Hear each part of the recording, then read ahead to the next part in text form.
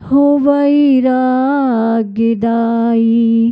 श्री जैन शासन की महिमा बताई।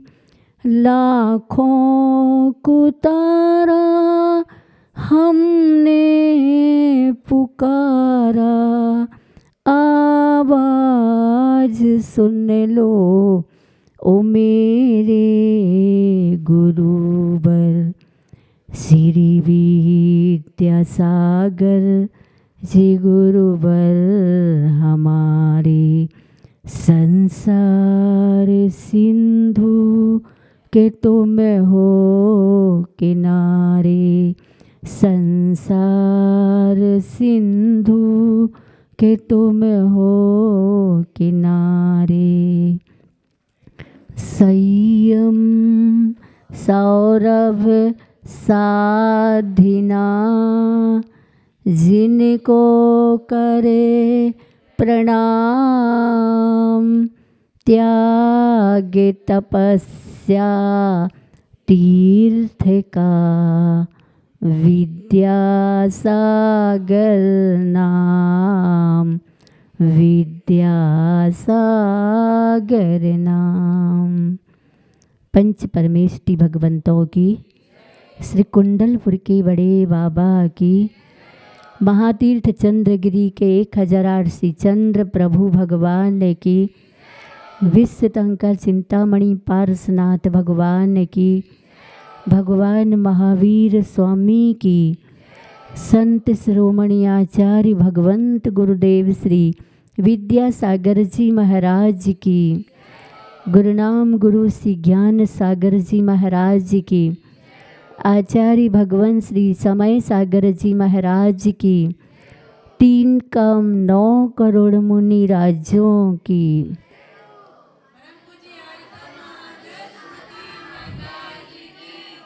पर्युषण महापर्व राज की जय। उत्तम संयम धर्म की जय।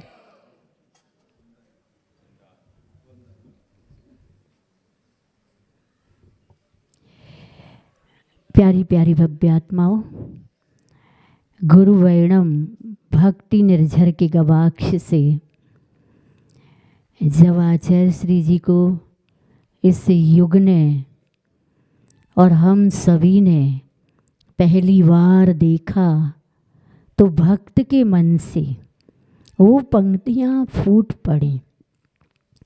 सम सम समता तुम चेतन से उछल रही है, हे गुरुबर तामसता से दूर हुए हो, लेस न ममता बपुषा पर।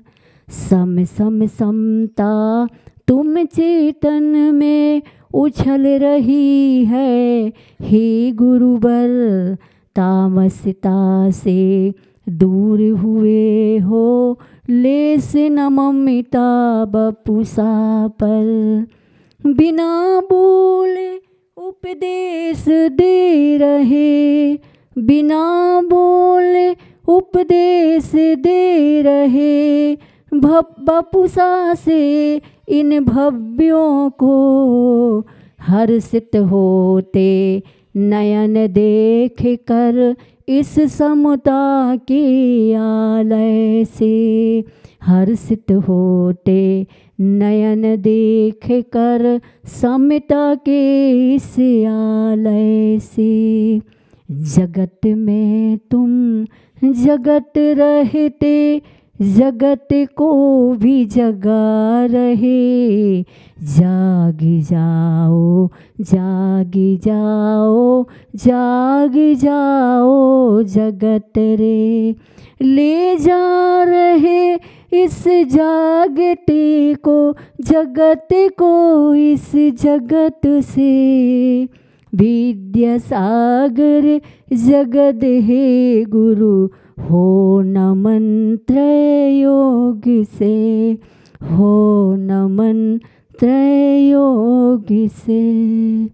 गुरुवर्णम के संदर्भ में आचार्य श्री जी ने इस भारतवर्ष की वसुंधरा पर और विशेष करके मध्य प्रदेश की इस धरा बुंदेलखंड पर ऐसी संयम की कुल्फियाँ और उसका स्वाद और उसका आनंद और उसका प्रचार प्रसार किया।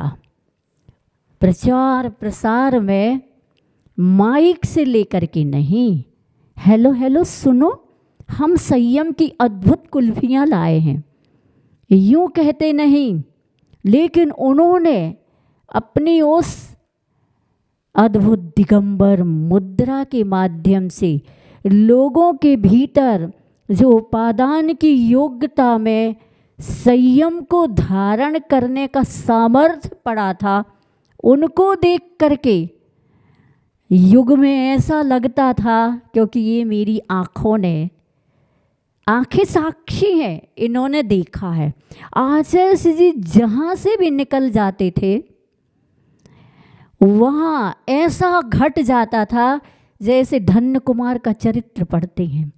जब धन्य कुमार जहाँ से भी निकल जाए, जिस खेत से निकल जाए, जिस जमीन से निकल जाए, वहाँ पर सुवर्ण मुद्राओं के रत्नों के भरे घड़े ऊपर आ जाते थे उखड़ के, और सामने वाले जन जन समूह देख करके अति अद्भुत आश्चर्यचकित होता था। वो तो अचेतन सुवर्ण मुद्राओं के रत्न निकलते थे, यहाँ पर आचार्य जी जहाँ से भी निकल जाते थे वहाँ से चेतन संयम रतन को पाने के लिए आचार्य जी कहते मुझे यहाँ प्रयास ही नहीं करना पड़ा।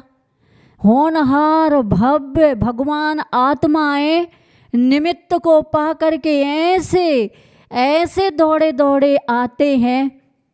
यहाँ तो ये बुंदेलखंड चेतन धन से भरा हुआ है। यूँ महिमा करते थे। आचार्य जी कहते मेरी दुकान सबसे ज़्यादा इस बुंदेलखंड में चली है। अब बताइए, जिस की दुकान जहाँ अधिक चलेगी वहीं पर तो वो अपनी दुकान को, ये तो हर बनिया जानता है, क्या ये तो बनिया जानता ही है कि जहाँ पर बनिया की दुकान चले और लाभ हो और फायदा हो वो वहाँ से क्यों हटेगा। कई जगह के लोग आते थे राजस्थान कि तो आपका तो राजस्थान जन्म स्थली है, मुनि महाराज बने हो, आप चलें आचार्य जी को, आपको आचार्य ज्ञान सागर जी का ऋण भी तो चुकाना है। जहाँ पर उन्होंने दीक्षा दी आपको वहाँ के भी लोगों का उद्धार करना चाहिए। आचार्य जी कहते भैया तुम्हारी तो युक्ति ऐसी है, जहाँ न जाए मारवाड़ी, जहाँ न जाए बैलगाड़ी वहाँ जाए मारवाड़ी। अब भैया हमारी दुकान यहीं चलती है, यहीं चल रही। बताओ राजस्थान में गुरुजी ज्ञान सागर जी महाराज ने इतनी साधना की, अद्भुत साधना थी, कौन कौन उनके जीवन में अपने को सौंपने आया। अब उनकी दुकान तुम लोगों ने चलवाई नहीं। तो इस प्रकार से आचार्य जी को देख करके लोगों के भीतर आज के संयम धर्म की गंध, सुगंध और खुशबू का आनंद लेने के लिए जवानी भी अच्छे से नहीं आ पाई। बचपन ही बीता, 8-8 साल की उम्र के, 10-10 साल की उम्र के, 12-12 साल की उम्र के युवा और युवतियाँ, लड़के और लड़कियाँ आ करके व्रत ले और व्रत ले करके अपने जीवन को संयम से भरने के लिए, संयम को धारण करने के लिए निरंतर संकल्पबद्ध होते रहे। और उनको साधना के लिए लड़कियों को, बेटियों को आचार्य जी आश्रम भेजते रहे, सागर आश्रम और जबलपुर आश्रम में भेजते रहे। और भैया लोगों को भी गुरुकुल और उनके अध्ययन के लिए वहाँ पर आचार्य जी ने उनको भी व्यवस्थित करवाए। इस तरह से देखते ही देखते कहते हैं स्वर्गों में सागरों की आयु ऐसी निकल जाती जैसे कल ही निकली हो, कल ही तो आए थे। और सागरों की आयु निकल जाती है। ऐसे ही आचार्य जी के सानिध्य को पा करके इस युग ने वर्षों को मिनटों में नहीं, क्षण भर लगा कि जैसे कल ही तो मिले थे।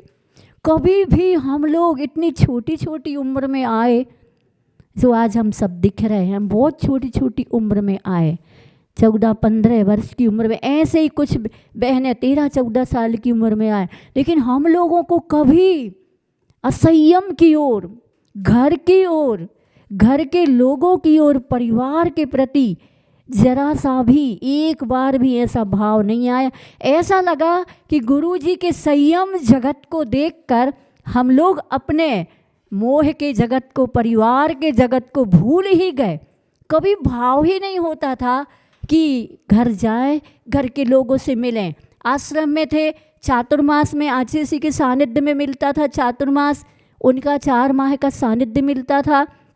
तो घर के लोग कभी आए तो ऐसा लगता था जल्दी जल्दी हमारे आचार्य जी का अवसर छूट रहा है, उनके स्वाध्याय का समय। मतलब आचार्य ने हम लोगों को बिना कहे ऐसा वैराग्य का भाव भर दिया, ऐसा वैराग्य हो गया कि हम लोग जैसे ऐसा लगता था कि स्वर्ग तो इसलिए नहीं कहेंगे क्योंकि स्वर्ग में संयम नहीं है। क्या? स्वर्ग में संयम नहीं, लेकिन फिर भी लोग कहते हैं कि आपके चरण सानिध्य में जैसे स्वर्ग मिल गया हो। एक बार आचार्य ने कहा था, आप लोग ऐसा कहते हो स्वर्ग मिल गया हो, मुझे अच्छा नहीं लगता है। स्वर्ग नहीं, जैसे सिद्धालय मिलने के लिए समूह शरण मिल रहा हो, ऐसे समूह शरण को पाकर के, देख करके, ऐसी अलौकिक चर्या, ऐसी निष्प्रहता कि हम आपको वाचना के काल में ऐसे प्रकांड मूर्धन्य मुमुक्षु विद्वान आते थे जो सठखंडागम की वाचना करते थे। उन विद्वानों ने जब आचार्य जी के उस व्यक्तित्व को देखा, नपा तुला, नम दृष्टि, गत बैना और चर्या देखी, तो उसमें कैलाश चंद जी शास्त्री कट्टर मुमुक्षु थे। वो मात्र ज्ञान सागर जी महाराज श्री के पास धर्म की चर्चा के लिए कभी कभार जाते होंगे, और जब गए तब आचार्य की दीक्षा हो चुकी थी। तो भी उन्होंने, अभी नए मुनिराज हैं, क्या पता उनके पास वो भावलिंग है कि नहीं, तो वो ही खुद कह रहे थे कि हमने उनको नमोस्तु नहीं किया। ज्ञान सागर जी तो भावलिंगी थे, हमने उनको हर तरफ से परखा, लेकिन वाचना काल में मैंने इनको जो परखा, और आज तक मैंने किसी को आहार नहीं दिया है। मैं वाचना के समापन में पहली बार आहार दे रहा हूँ, इसलिए नहीं कि ये ज्ञान के भंडार हैं, बल्कि इसलिए कि इनकी वीतरागता और निष्प्रहता अलौकिक है। इनके अंदर तो वही भावलिंग है। ऐसे आचार्य भगवंत के लिए देखकर तो भी आचार्य जी के अंदर उनकी प्रशंसा के पुल बांधने वालों में भी आचार्य ने संयम के साथ इन गाथाओं को जिया है। कौन सी गाथाएं? समय सार जैसी एक एक गाथा को जिया। आहार करते थे तो हरस मरूब मगंदम, अब बत्तम चेदना गुणम सद्दम, जान अलिंग गहणम, जीव मणि डिठ संटाणम। आत्मा का स्वभाव रस लेना नहीं है। आत्मा का स्वभाव ऋतुओं के अनुसार स्पर्श के विषय में हल्का भारी, रूखा चिकना, कड़ा नरम, ठंडा गरम नहीं है। आत्मा का स्वभाव प्रशंसा और निंदा में हर्ष विषाद। ये तो आत्मा का स्वभाव तो अशब्द है, शब्दातीत है। उनको ये कोई भी जन के आकर्षण, लौकिकता, उस अलौकिक को स्पर्श भी नहीं कर पाई। इन गाथाओं का आनंद लेते थे, स्वाद लेते थे, रस लेते थे। ऐसे आचार्य भगवंत को एक बच्चा भी देखता था, छोटा, वह भी उनको देखता ही रह जाता था और वो अलौकिकता की अनुभूति करता था। जबकि आचार्य का स्वयं कहना था कि बच्चे में यह योग्यता 8 वर्ष अंतर मुहूर्त का होता था, लेकिन वो माता पिता को देख करके वो समझ जाता था कि इनको यहाँ नमन करना है, इनको यहाँ झुकना है। अगर पूछो, अनेक तस्वीरें लगी हों, माता पिता पूछते बेटा से, बेटा आचार्य जी, तो हर किसी को पता था आचार्य जी वो तस्वीर की ओर बताते थे। ऐसे अद्भुत अलौकिक जिन्होंने संयम को निर्दोष रूप से धारण किया, ऐसे गुरुजी ने जब मुनि दीक्षाएं दी और आर्यिका दीक्षा दी तो आचार्य जी सब शिष्यों को ये कहते थे, सुनो हमें गुरुजी कहा करते थे। क्या? आचार्य ज्ञान सागर जी गुरुजी कहा कहते थे कि मूलधन मूल्यवान होता है। क्या? मूलधन मूल्यवान होता, मूलधन अर्थात महाव्रत, ये बड़े मूल्यवान होते हैं। इस मूलधन को सुरक्षित रखना, ब्याज रूपी प्रचार प्रसार के लोभ में अपने व्रतों को दूषित मत करना, दूषित हो जाएंगे। क्योंकि आचार्यों ने कहा है कि जैसे तुम्हारी 2 आँखें हैं ना, ऐसे ही एक त्योहार में आते हो तो मूलाचार तुम्हारी आँख है, और जब तुम निश्चय में जाते हो तो समय सार तुम्हारी आँख है। अर्थात प्रवृत्ति में आते हो तो मूलाचार समय सार के साथ, और जब निर्वृत्ति में जाते हो तो समय सार की मुख्यता रहती। ऐसी अद्भुत अनुभूतियों को, अलौकिकता को शिष्यों को प्रदान करने वाले गुरुदेव संयम के एक एक 28 मूल गुण साधु परमेष्ठी के, 36 मूल गुण आचार्य परमेष्ठी के, लेकिन वो 28 मूल गुण के साथ 36 मूल गुणों का पालन करते थे। और साधु परमेष्ठी 28 मूल गुणों के साथ उत्तर जो गुण होते हैं, जैसे 10 धर्म, 12 तप और गुप्तियाँ, इन सबका पालन करते, सबको एक उत्साह रहता था। क्योंकि आचार्य जी का वो अद्भुत, उनकी आँखें इतनी आकर्षण वीतरागता से भरी होती थी, अलौकिकता से भरी होती थी कि कोई रागी भी देखे तो वीतरागी हो जाता था। किसी के भाव नहीं होते थे कि मुझे इस मार्ग में आना है, लेकिन जो भी देखता था उसके भीतर तो वो तरंग एक आकर्षण की, आकर्षण लौकिकता का नहीं होता था, आकर्षण संयम के अंश को भी ग्रहण करने का होता था, त्याग के अंश को ग्रहण करने का होता था। आचार्य जी एक एक अपने मूल गुण को ऐसा सुरक्षित, आलस्य से, प्रमाद से रहित होकर के करते थे। वो तो तुम लोग भी साक्षी हो, लेकिन हम लोग तो शुरू से आचार्य जी को देखते हुए साक्षी रूप से आ रहे हैं। आचार्य जी प्रत्याख्यान के समय, जब आहार के बाद ईर्यापद प्रत्याख्यान होता है, उस समय सब शिष्यों को, मुनिराजों को हम लोग ब्रह्मचारिणी अवस्था में देखते थे, झांकते थे, तो इतने खुश, इतनी प्रसन्नता के साथ प्रत्याख्यान एक एक को, हम लोग आर्यिका बन तो हम लोगों को भी एक एक को वह एक क्षण होता था, वो अलौकिक होता था, जो पर्सनल, पर्टिकुलर अपने अपने लिए होता था। ऐसे तो सबको ऐसा कर देते, वो तो ऐसा लगता पता नहीं कौन छूट गया और कौन, लेकिन उनके आशीर्वाद में कोई नहीं छूटता था, लेकिन ऐसा लगता था। लेकिन वो क्षण एक ऐसा होता था, बड़ा अलौकिक संयम का, एक ऐसा आनंद का देने वाला होता था। आचार्य जी इतने प्रसन्न होते थे उस समय, वैसे रोज प्रसन्न रहते थे, जग जाहिर था, लेकिन एक बार विशेष प्रसन्नता नजर आई।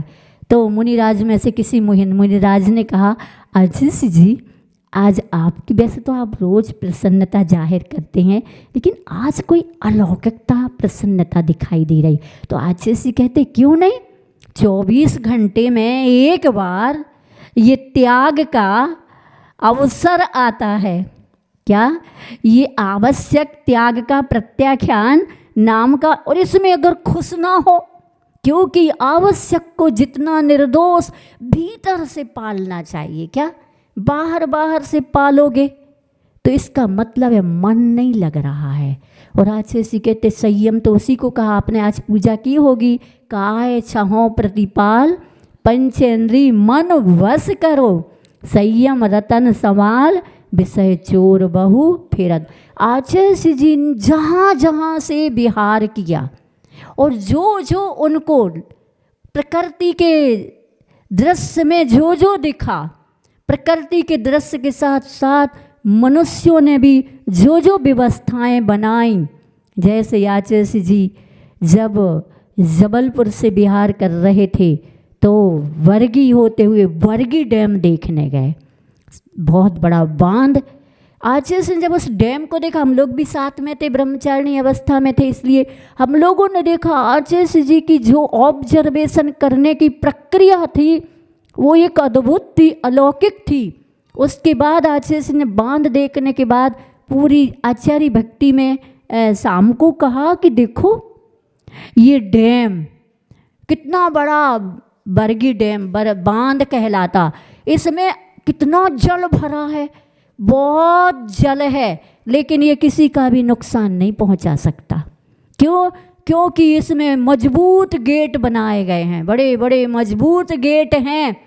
सरकार भी संतुष्ट रहती है, रोज रोज देखने नहीं आती कि काम व्यवस्थित चल रहा है कि नहीं। सरकार जिनको यहाँ पर रखा गया है देखभाल के लिए, उन पर विश्वास करती है सरकार। इसी प्रकार 5 इंद्रियों के बड़े बड़े विषय फैले हुए हैं और मन इनका कमांडर है, इनको इच्छा करता ये चाहिए, ये चाहिए, ऐसा चाहिए, और आप लोगों ने संयम से इसको बांध दिया है। जैसे बड़े बड़े गेट बंद से पानी बंधा है, ऐसे ही संसार के विषय कषाय आप लोगों ने संयम के बांध से 5 इंद्रियों के 5 गेट को संयम से बांधा, और इनका सबका कमांडर करने वाला मन को भी आपने बांध दिया। ध्यान रखना, मैं बार बार देखने नहीं आऊँगा, लेकिन तुम्हें जो ये संयम दे दिया है यही तुम्हें दृष्टि में रख करके और अपने संयम को सुरक्षित रखना है। कैसे कैसे उदाहरण देख करके आचार्य जी अपने शिष्य और शिष्याओं को स्थिर करते थे। बांध बंधा है, नुकसान नहीं पहुंचाता, ऐसे संयम का बांध तुमने अपनी आत्मा में ग्रहण किया है, धारण किया। अब चेतना के अंदर किसी भी प्रकार के नुकसान करने वाले क्रोध, मान, माया, लोभ, असंयम, 5 इंद्री के विषय नहीं आना चाहिए, ऐसा समझाते रहते थे। और मन के लिए तो अच्छे से कहते भैया ये मन तो ऐसा है कब वो चट जाए, चंचल है, लेकिन अब आप लोगों ने महाव्रत लिए हैं ना, तो मन को भी साफ करते रहें, अन्यथा ये मन कब आपके संयम को तोड़ देगा, खंडित कर देगा, नष्ट कर देगा। तो कैसे मन को साफ करो? तो आचार्य जी का कहना रहा है, देखो चश्मा तो एक बार खरीदते हो, लेकिन चश्मा को साफ एक बार करते हो ना, जब जब चश्मा लगाओगे चश्मा को साफ करते हो ताकि उसमें कोई धूल के कण आ गए हों तो वो धूल के कण साफ हो जाए और दृष्टि में निर्मलता से हम वस्तु का अवलोकन कर सके। ऐसे ही मन पर जो विकारों की, विकल्पों की, संकल्पों की, कर्म के उदय की धूल चढ़ जाती है, तो इसको महाव्रत 5 महाव्रत की 5 भावनाएं, क्या तत्वार सूत्र के 7वें अध्याय में एक एक व्रत की 5 भावनाएं, इन भावनाओं से अपने महाव्रतों को क्या करते रहना चाहिए, साफ सुथरा रखते रहो, ताकि बहुत अलर्ट रहो, बहुत सावधानी रखो। बताइए, जो इस प्रकार की शिक्षा दे करके, दीक्षा दे करके इस प्रकार की शिक्षा दे रहे हों, वो कितने गहरे नहीं होंगे। कहते जब सीन ही इतना सुंदर है तो सीनर कितना सुंदर नहीं होगा। देखते ही रह जाते थे। जो वाचना सठखंडागम के समय की वाचनाएं देखो और आचार्य जी के स्वाध्याय की कक्षाएं देखो, वाणी का भी संयम, मन का भी संयम, वचन का और काय का भी संयम, कभी यदवा तदवा चेष्टाएं नहीं देखी आचार्य जी की। उनकी जो हंसी थी, मुस्कुराहट थी, उसमें भी लोगों को बहुत आनंद आता था। लोग तो ऐसे थे, एक बार किसी भक्त ने आचार्य जी को दर्शन किया, इतना खुश होकर के आचार्य जी के दर्शन करके इतना खुश हुआ और खुश होकर के वो महाराजों के पास गया।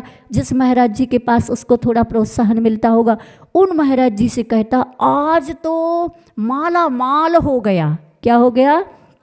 माला माल। क्या हुआ? बोले आचार्य जी के पास गया था मैं। तो बोले क्या हाथ से आशीर्वाद दे दिया? बोले नहीं। तो क्या आँखों से खूब अच्छे से प्रसन्नता से कुछ बोल दिया है? बोले नहीं। तो आचार्य जी ने क्या आपको कुछ सूत्र दे दिए? बोले नहीं। तो फिर क्या हुआ? जल्दी जल्दी बताओ। आज हमने आचार्य जी को जी भर के देख लिया। क्या? ऐसे संयमी महान आचार्य भगवंत को जो देख लेता था वो माला माल हो जाता था और अशुभ कर्म भी उनके नष्ट हो जाते थे। ऐसे परम पूज्य आचार्य भगवंत संयम के धारी, उन्होंने इस युग को पात्रता के अनुरूप, क्या पात्रता के अनुरूप, आप जैन हैं तो संपूर्ण पात्रताएं हैं आपने, लेकिन अगर आप जैन नहीं हैं तो उनकी पात्रता के अनुरूप देखो खजुराहो चातुर्मास। क्या खजुराहो में आचार्य ने चातुर्मास किया।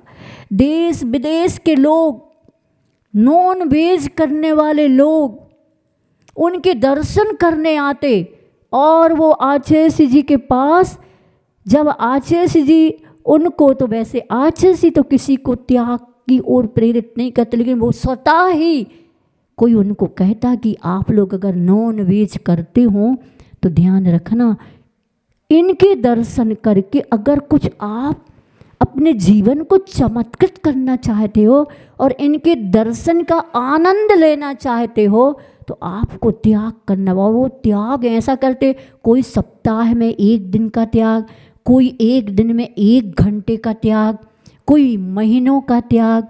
इस प्रकार से वो नॉन वेज का त्याग करके अपने जीवन में वो अहिंसा का बीज बोते। क्या?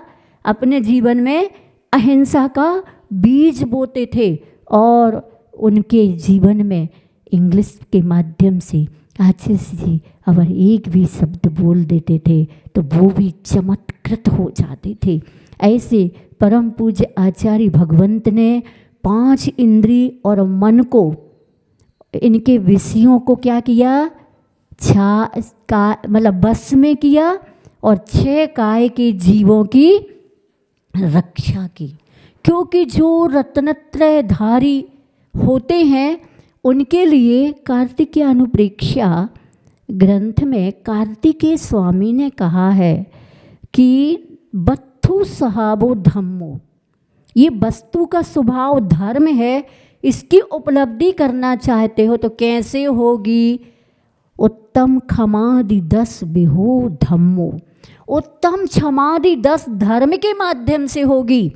तो 10 धर्म कैसे आएंगे? उत्तम क्षमादि, क्षमा तो आ जाएगी श्रावकों में, इस जन जन में, लेकिन उत्तम क्षमा कैसे आएगी?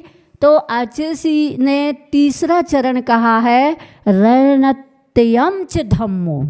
जब तक रत्नत्रय धर्म नहीं आएगा, रत्नत्रय की निधि नहीं मिलेगी, तब तक उत्तम क्षमादि 10 धर्म नहीं आ सकते। फिर उत्तम क्षमादि 10 धर्म के लिए रत्नत्रय निधि कैसे मिलेगी?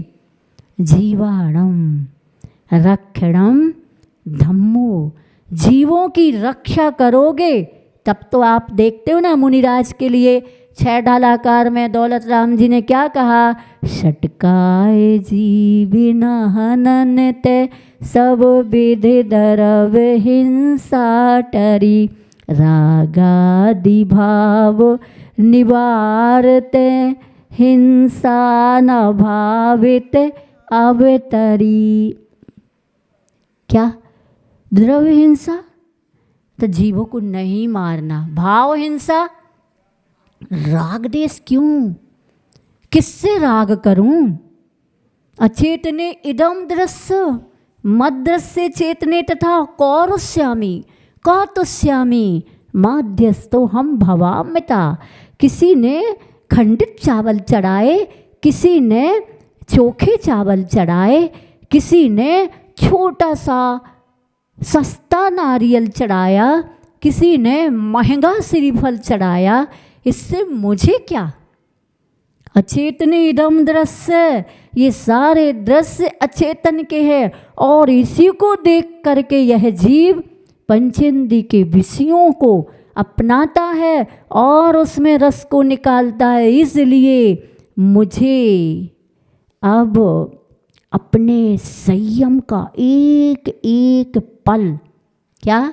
संयम का एक एक पल, चाहे वो संघर्ष के साथ हो, चाहे वो कठिनाइयों में हो, लेकिन हमें लौकिकता का स्पर्श नहीं करना। इसलिए आपने देखा होगा, परिचय किया होगा, कभी भी पहले से घोषणा नहीं करते थे हम आ रहे हैं।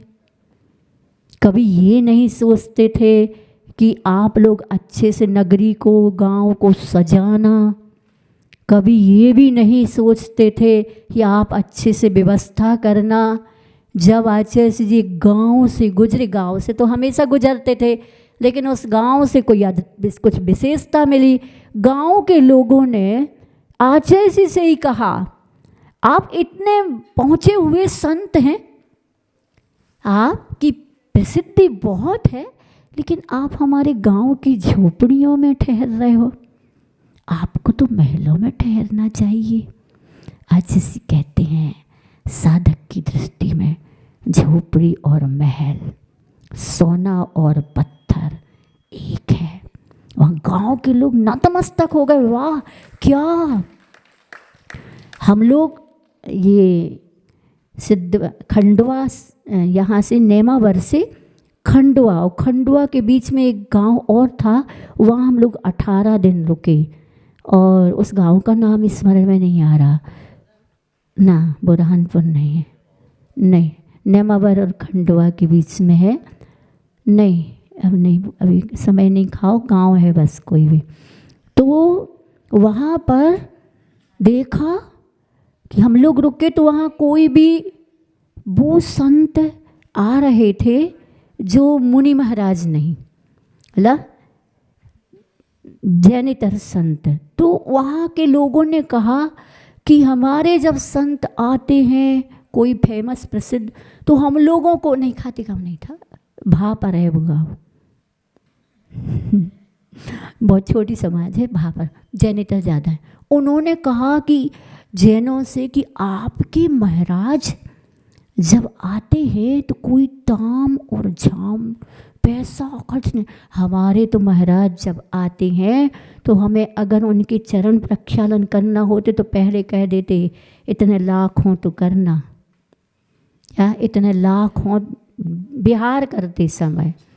आप लोगों के संत कितने निष्प्रही अलौकिक होते हैं। मतलब आचार्य जी की महिमा को तो, आचार्य जी के उस अद्भुत व्यक्तित्व को तो हर लोग, हर धर्म के, हर जाति के लोग परिचित हो चुके थे कि यह आचार्य जी का व्यक्तित्व वास्तव में इस युग को थामने वाला एक अद्भुत व्यक्तित्व है। इसलिए आचार्य जी ने एक बार मूलाचार्य की क्लास में यह भी कहा था कि देखो, लोग कार खरीदते हैं, जीवन में एक बार कार खरीदते, आप लोगों ने भी महाव्रत रूपी कार खरीदी है और इसमें अष्ट प्रवचन मातृकाएं का पेट्रोल समय समय पर डालते रहना। क्या? अष्ट प्रवचन मातृकाओं का पेट्रोल समय समय पर। गाड़ी में पेट्रोल लगता कि नहीं? और अगर गाड़ी चलानी है, प्रत्येक पल चल रही हो महाव्रत की गाड़ी, तो पेट्रोल लेगी कि नहीं। तो उसमें अष्ट प्रवचन का मतलब 5 समितियां और 3 गुप्ती का पेट्रोल डालोगे, ध्यान रखोगे, तो ये महाव्रत रूपी गाड़ी भी आपकी सुरक्षित रहेगी। तो ऐसे अद्भुत आचार्य भगवंत ने इस युग को संयम का जीवंत दर्शन कराया। कैलाश चंद जी शास्त्री कहते हैं कि हमने भगवान मंदिर में देखे हैं, लेकिन भगवान कैसे बनते हैं ये हमने, और भगवान कैसे होते हैं ये हमने इन आचार्य श्री गुरुवर श्री विद्यासागर जी महाराज में देखा है। इसलिए आचार्य जी और कितने निष्प्रह साहित्य तो लिखते थे बहुत, क्योंकि गुरु जी कह के गए थे गद्य में पद्य करना, पद्य को गद्य में करना, तो वो तो गुरु आज्ञा है, गुरु आज्ञा है तो पालन तो करेंगे। जब आचार्य की मूक माटी जैसी महाकाव्य कृति लिखी गई, लिख कर के वो बाजरोटा में रखी थी, जब बाजरोटा में रखी तो एक विद्वान आए और उन्होंने कुछ अपनी रचनाएं दिखाई। आचार्य तो प्रसन्नता के साथ हाँ हाँ हाँ हाँ हाँ हाँ करते रहे। फिर उन्होंने कहा आचार्य जी आपकी मुखमाटी पूर्ण हो चुकी है, इसको हम ले जा रहे हैं। आचार्य ने उनको मना नहीं किया, ना हाँ कहा ना कहा, प्रसन्नता के साथ मुख मुद्रा में कोई गंभीरता भी नहीं आई, कोई ऐसा भाव भी नहीं आया कि क्यों ले जा रहे हो।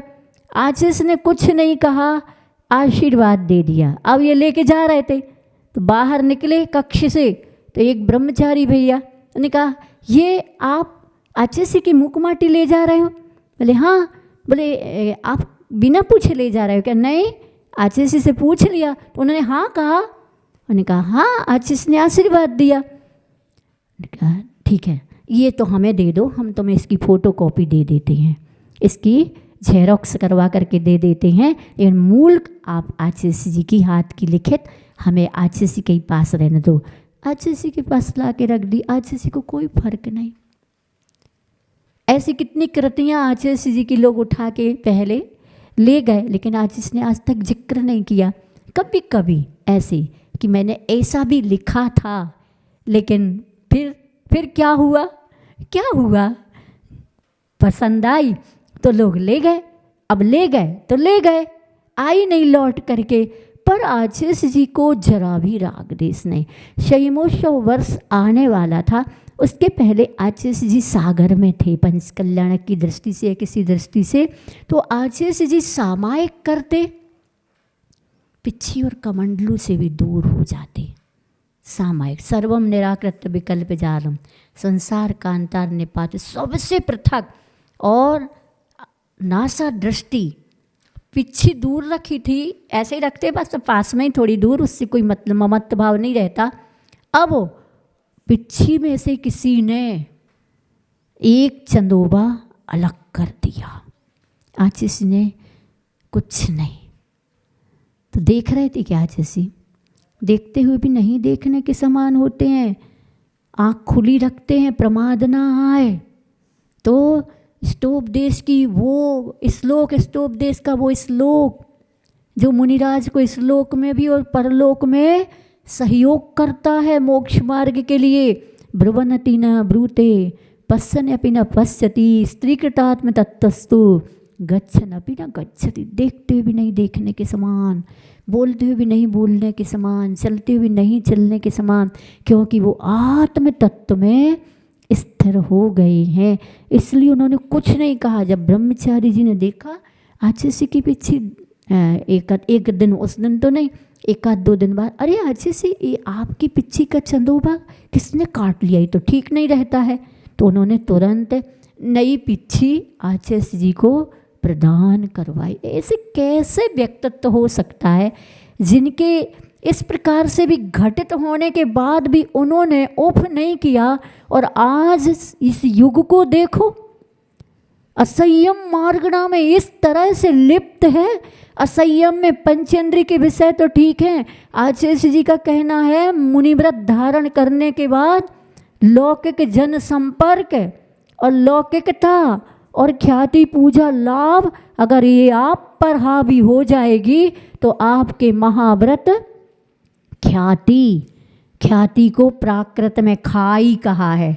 आचार्य जी का कहना है ख्याति को प्राकृत में खाई, और खाई ऐसी खाई है जिसमें आपके महाव्रत गिर जाएंगे, नष्ट हो जाएंगे।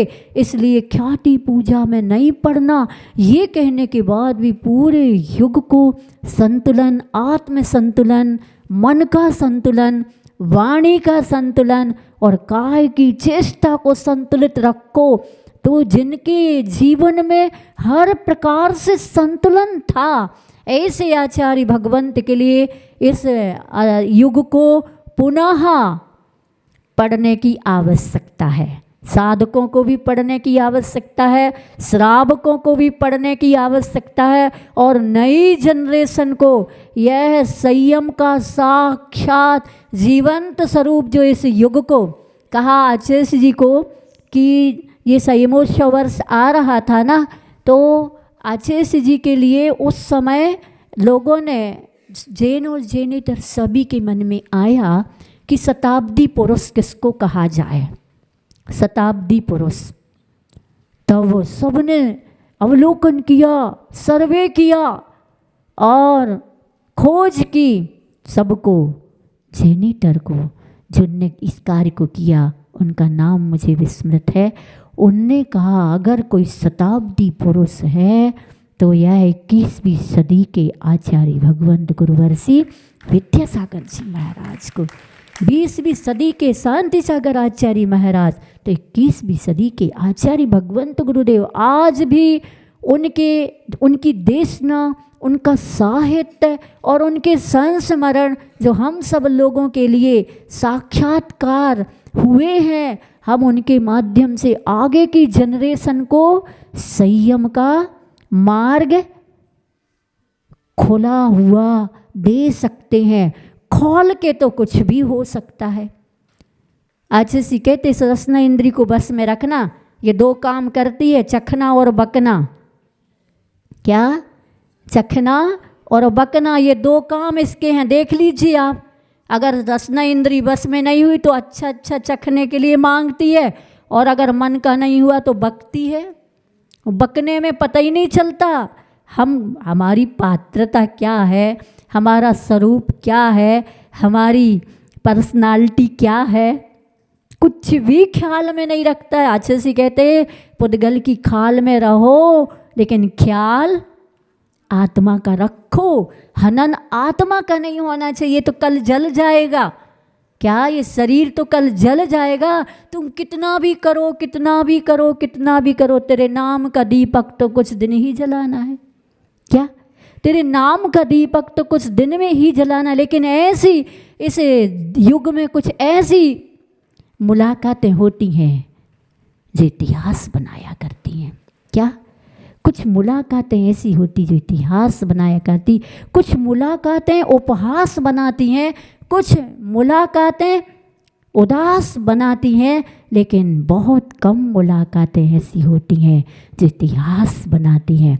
आचार्य जी के चरण सन्निधि की मुलाकातें कुछ अद्भुत थी जो इस इतिहास युग युग के लिए बना के गई हैं।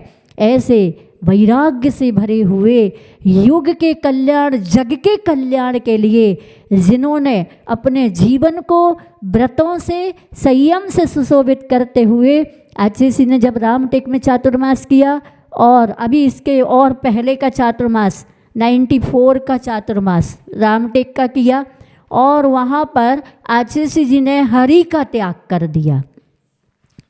किसी महाराज जी ने कहा आपने तो 10 लक्षण में हरि का त्याग किया था ना, तो आचार्य जी कहते बस त्याग हो गया तो हो गया। जब हम आरिकाएँ मिले, हम आरिकाओं ने कहा आचार्य जी आपने हरि का त्याग क्यों किया, तो आचार्य जी किसने कहा मैंने हरि का त्याग किया है, हरि का नाम लेता हूँ। क्या? हरि का त्याग किया लेकिन हरि का नाम तो लेता हूँ, इतने में ही सब कुछ है। तो क्या अद्भुत उनके जवाब होते थे, लाजवाब होते थे। उनकी चर्या ही कोई जवाब नहीं दुनिया में, उनके जैसा कोई दूसरा नहीं, वो लाजवाब, अद्वितीय और अद्भुत थे। इसलिए इस युग को ऐसे आचार्य भगवंत के संयम पर गौरव होना चाहिए, गर्व होना चाहिए, और उनकी महिमा को कहीं से भी किसी भी स्तर पर दाग नहीं। दोष करने वालों को, दोष लगाने वालों को, अनुचित बोलने वालों को भी युग क्या करे?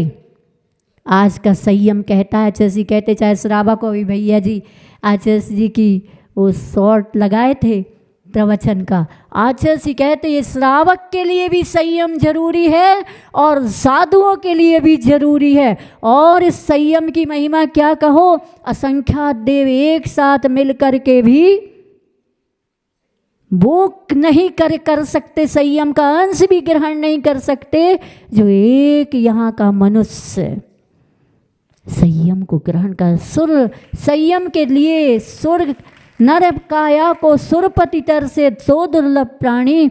अरे आचार्य जी कहते अब क्या कहूँ, कलिकाल की पंचम काल हुंडाओ सरपणी काल की बलिहारी है, सुर काया को नरपति तर से सो दुर्लभ प्राणी।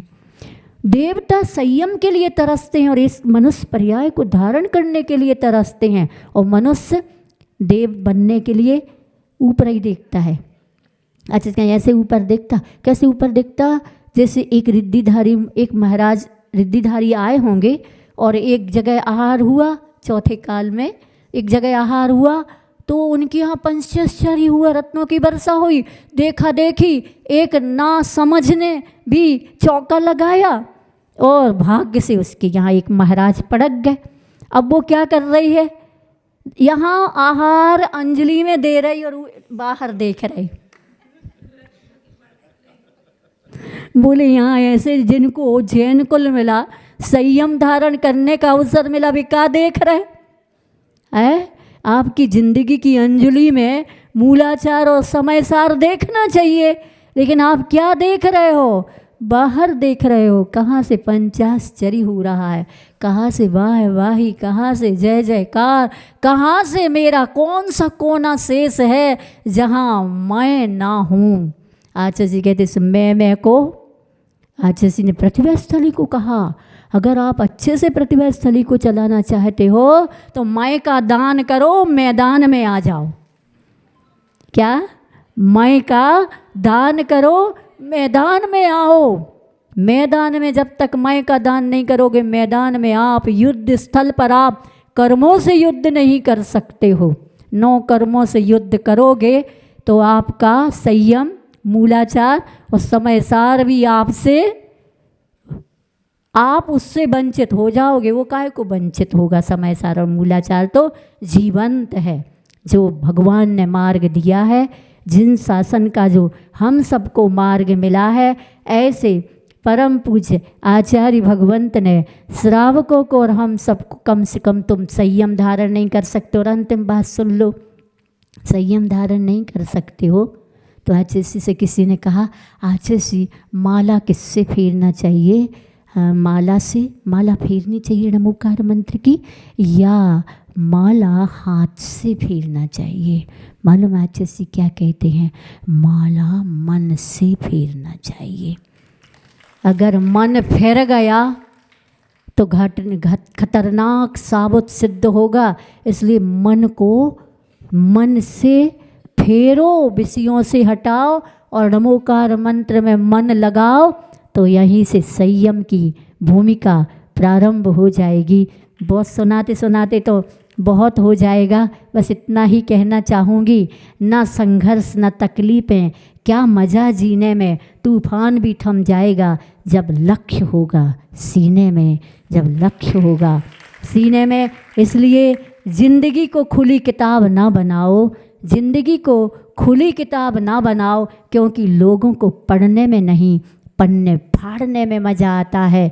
लोगों को पढ़ने में नहीं, पन्ना फाड़ने में आता है। इसलिए जीवंत मूलाचार जिनके कोई पन्ने, जीवंत समय सार जिनका कोई भी पन्ना और गाथा फाड़ नहीं सका, बल्कि कर्मों जो कर्म आए थे अशुभ असाता उनको भी फाड़ने की ताकत रखी। और यहीं से महाप्रयाण करके आचार्य भगवंत ने अपने संयम की उस उज्जवल प्रज्वलित ज्योति को हमेशा हमेशा के लिए इस युग को प्रदान किया। इसी भावना के साथ काय छहों प्रतिपाल विषय चोर बहु फेरत है संयम रतन संभाल। नहीं, काय छहों प्रतिपाल पंचेंद्री मन बस करो संयम रतन संभाल। विषय छोर बहु फिरत है उत्तम संयम गहुवन मेरे भव भव के बाजे अग तेरे। सुरक नरक पशु गति में नाही आलस हरन करन सुख ठाही। ठाही पृथ्वी जल आग मारत रूख त्रस करुणा धरो। सप रसन रसना घ्राण नैना कान मन सब बस करो। जिस बिना नहीं जिन राज सीजे तूर ल्यो जग कीच में। एक घड़ी मत बिसरो करो नित आओ जम मुख बीच में। इस प्रकार से संयम की अद्भुत महिमा, मुख में पानी आता रहे।